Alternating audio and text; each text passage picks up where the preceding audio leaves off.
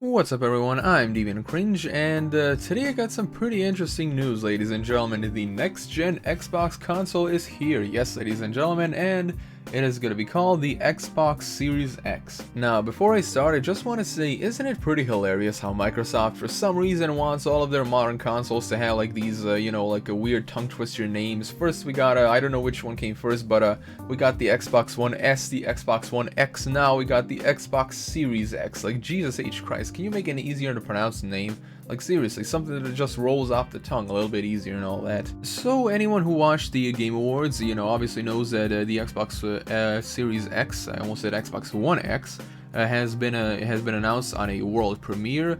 And in this article, we not only have a look into the details of the said console, but also an interview with Microsoft's own Phil Spencer. So let's get on to it, shall we? So it says the next-gen Xbox console, previously known as Project Scarlet, is now officially called the Xbox Series X, and it is no uncertain terms a monolith. Phil Spencer said, quote, "We wanted to design a console where the form was driven by the function, and the function, as I said, was to really play the highest power, most immersive games possible. Series X is a very different looking console than we're used to. As for my tastes, it's a beautiful looking machine that commands attention. Looks aren't everything, but when they're this bold and refined, they are certainly hard to ignore." And as you can see here, ladies and gentlemen, here is the new Xbox console, and first off, it looks okay, but that fan at the top is pretty hilarious in my opinion. I think they could have just put that in the back, because if they put it in the back, they could have basically just opened up the entire back as like a vent, so they could have like even more efficient ventilation.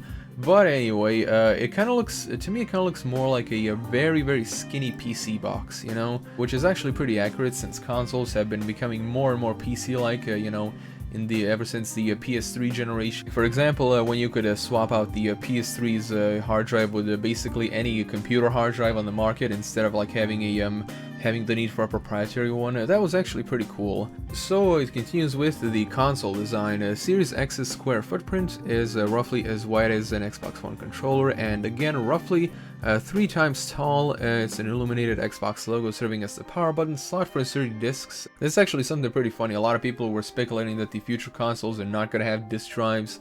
Yeah, I think it's still pretty early, in terms of like physical mediums dying out. So yeah, we're gonna be seeing a little bit more of the consoles with disk drives. It's simple and elegant overall, and a far cry from the more elaborate Xbox designs of old. Modern Microsoft consoles like the Xbox One S and X lean into similar refined looks, but the Series X stark aesthetics are unparalleled with the console space. To Spencer's point, the Series X design makes sense from an engineering standpoint. It takes an effort to make the console, quote, disappear into your entertainment center. Microsoft designed it to be as quiet as possible, with a large single fan pushing high volumes of air out at the top. Spencer and Ronald confidently told me that the Series X in their homes are no louder than the Xbox One X, which to say, not noticeably audible when sitting a couch distance away from the TV. Spencer also said, quote, "There's always this tension between design and the kind of acoustics and cooling and the function of the console, and we're not going to compromise on the function. I'm just incredibly impressed with the design that they came back with." That's actually pretty cool, the whole engineering aspect of it, the fact that they are trying to streamline it to make it more efficient in terms of like ventilation and all that. But I'm not really that much of a fan of the whole like make it disappear into your entertainment. The name, there's bound to be a lot of folks tripping over some of the similarities between the names of the Xbox One X and the new Series X. That in all likelihood will ease up over time, but the fact remains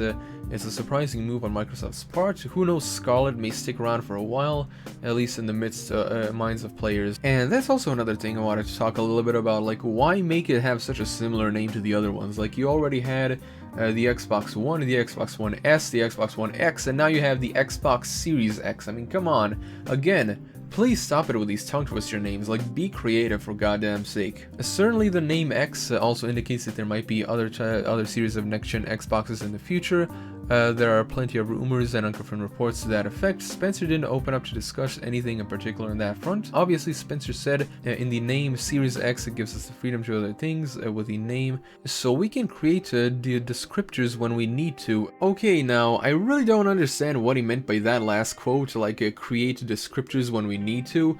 I think it's just basically corporate speak for another mid-gen console upgrade. You know how it is with a lot of these companies, as soon as they approach like maybe maybe 5 or 6 years into their lifespan, the company will immediately just, say, oh well, we made another different console, but it's actually the same console with a slight few tweaks, and it's a little bit more powerful, so go buy that instead. The new controller, not everything has been given a dramatic makeover. However, the new Xbox controller shipping with the Series X consoles looks like the old one. The biggest difference from a distance is the addition of a share button in the middle, implemented to help you quickly share your gaming moments with friends.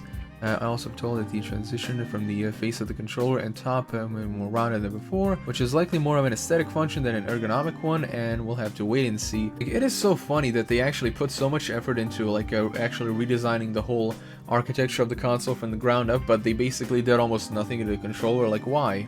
Seriously, like, if you already put that much effort into the console, why not the controller as well? I mean, it certainly wouldn't take as long as, remodeling the entire architecture of the whole system. Getting down to the details, Spencer said the following to say about the controller's new feature. Quote, there were certainly things that we learned going through the Elite controller, because the Elite controllers were complete garbage, and listening to the fans. One of them is the D-pad and a new hybrid D-pad. We've been working on a thing that's important, so we got a sense of the new Xbox Wireless controller. We do have a share button. We've heard the feedback. We're not the first ones to do a share button, so we're not going to say we invented that, but we've heard feedback that sharing is such a part of a gaming experience now, of how many of our players that I wanted to dedicate a button to share, so you'll see that. Spencer also noted that with the current Xbox One controller fits the majority of hands. According to Microsoft's research, the new design is ever so slightly smaller in subtle ways to increase that coverage from 95 to 98%. And in terms of cross-compatibility, not only will Xbox One controllers work with Series X, but its new controller will also function on Xbox consoles and PCs. That's actually good. Streamlining gameplay, the console, controller, and name reveal were the primary focus of our meeting, but they also hope to ensure that it's a console that meets the wants and needs of developers and customers alike. Based on what we know at the moment, the high-end performance is a part of the equation, but so is streamlining the process of getting into a game and enjoying it. There's no secret that both Microsoft and Sony are pursuing next-gen consoles, offering a near seamless experience with faster storage and memory, and cloud streaming to help cut through some of the tedium of downloading, loading, and updating games. Yeah, that is a huge letdown for consoles, and that's another reason why consoles, are becoming more PC-like and all that, instead of like the usual plug-and-play, devices that we were used to as kids. The whole updating games, but the problem with updating games and downloading and installing everything on PC, you can actually do other things while that's going down, and on console you basically just have to sit around and go fuck yourself. Series X will feature an NVMe solid-state drive and super-fast GDDR6 memory as RAM. Not only will these components help cut down on the aforementioned gaming pit stops, but they're also able to help you instantly pick up games from where you left off. Xbox One already does this, but the Series X will take it a step further. As Ronald explained, quote, we have the capability of instantly resuming the last game that you were playing. Why can't you do that with multiple games? Many players choose to play multiple games at the same time. Those are the things you can do with the new platform level to make the gaming experience. It's really sort of about ensuring the less waiting and more playing, and it's ultimately what we want to do with all of the consoles and with the services that we have. Well, if that's truly what they're trying to do, I wish them the best of luck, but honestly, I'm not really holding my breath.